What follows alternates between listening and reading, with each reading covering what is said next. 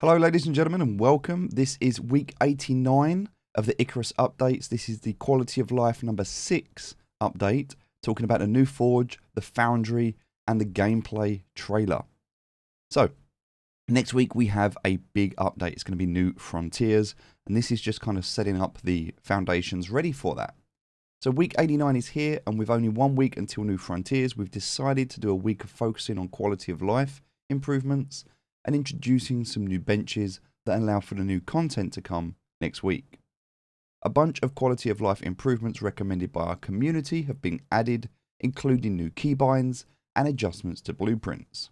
On top of this, we've added 3 new benches: a tier 3 Masonry bench, a tier 3 Forge, and a tier 4 Foundry, which are the higher tier versions of the tier 2 Anvil.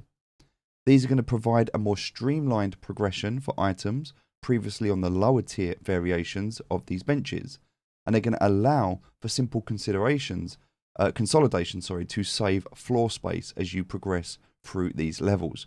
So you'll be able to remove the anvil when you upgrade to something like the masonry bench, because all of the items that are currently in the anvil will be available, etc., as you go through to the forge and then the foundry. So you'll be able to remove the previous versions as you progress.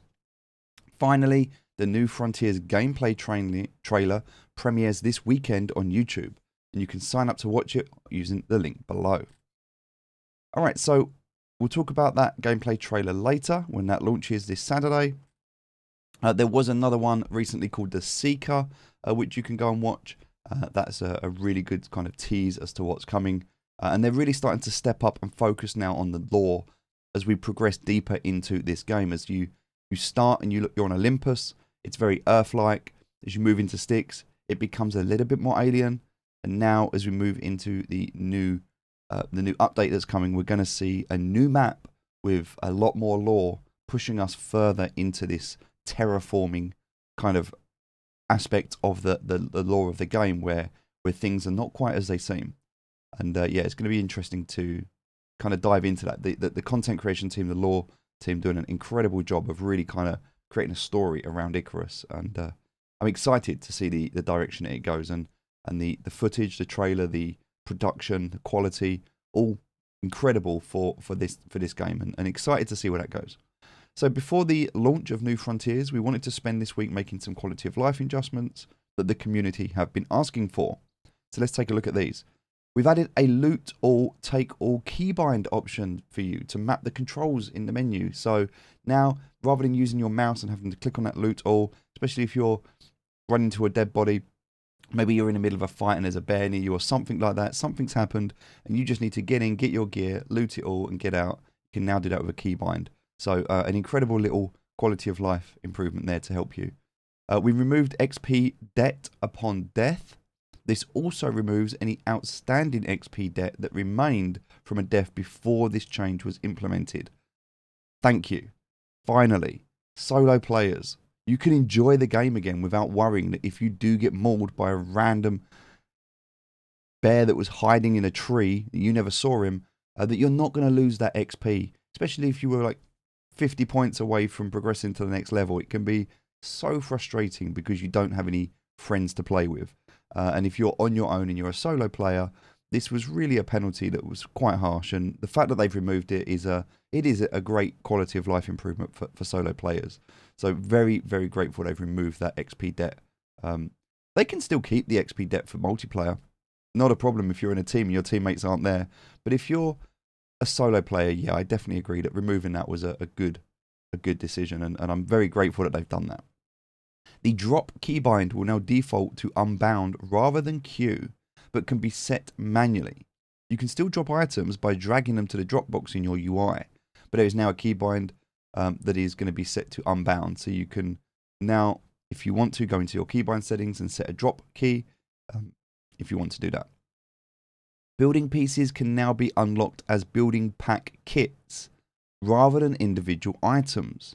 This will save your blueprint points for other unlocks, only requiring 3 per building tier now for 3 packs.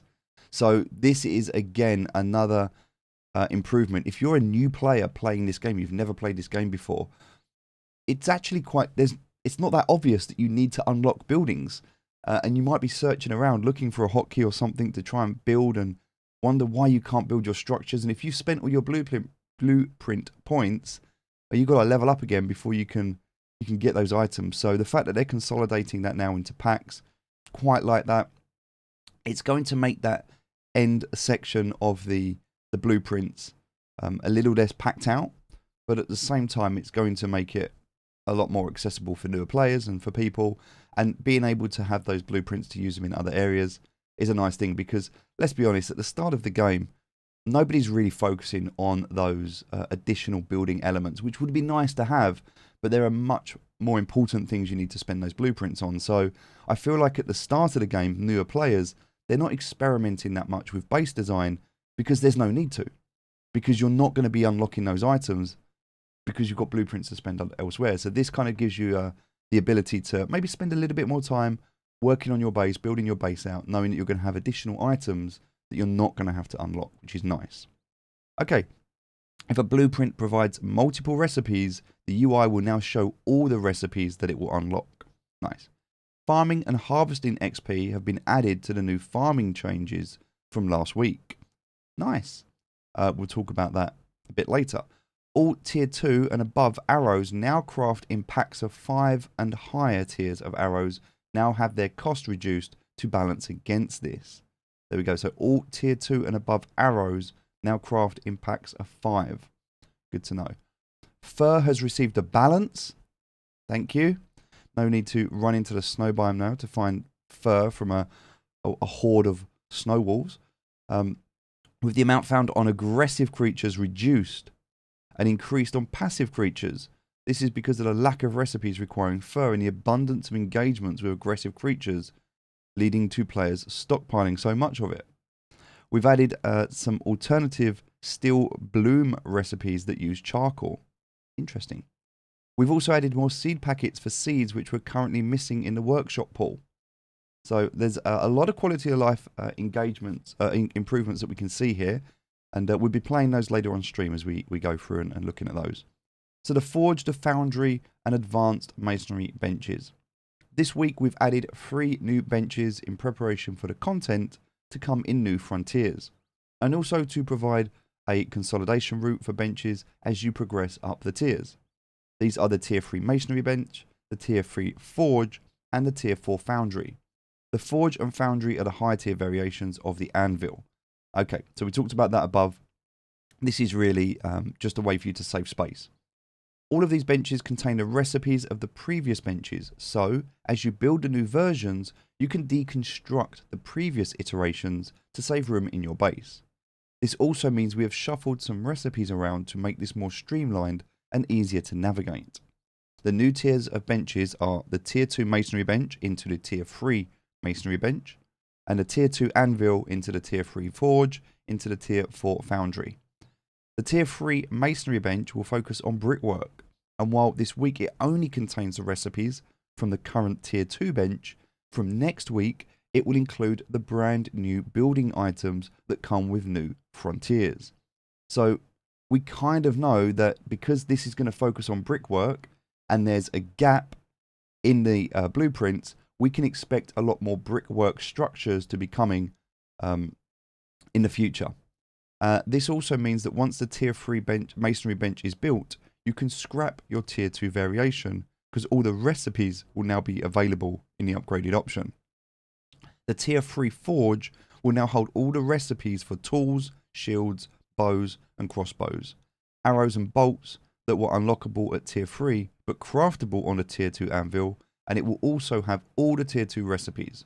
But the Tier 2 Anvil will no longer have any recipes for an item that is above Tier 2.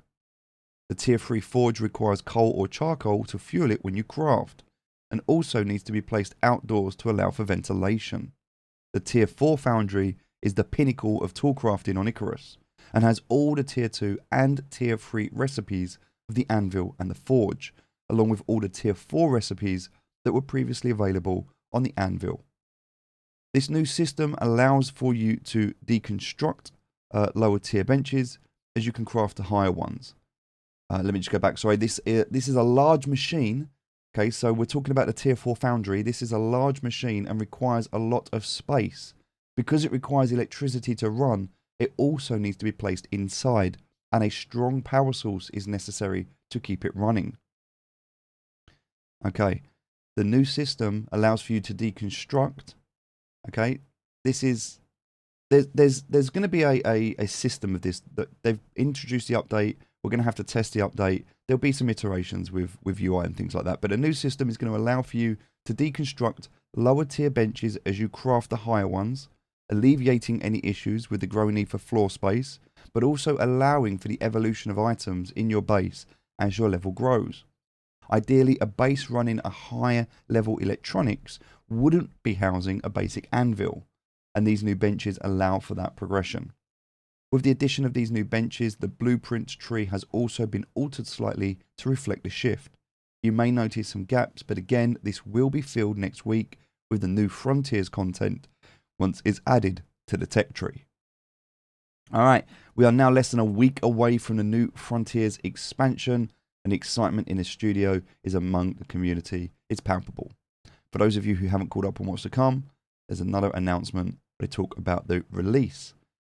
And that's it for now. That's what we can expect, some quality of life updates. I'm getting ready for next week. A few things for solo players there, make it a lot better. And yeah, we're interested to see what this is like. So we'll jump into the game in the next video, and we'll get to seeing what's been changed.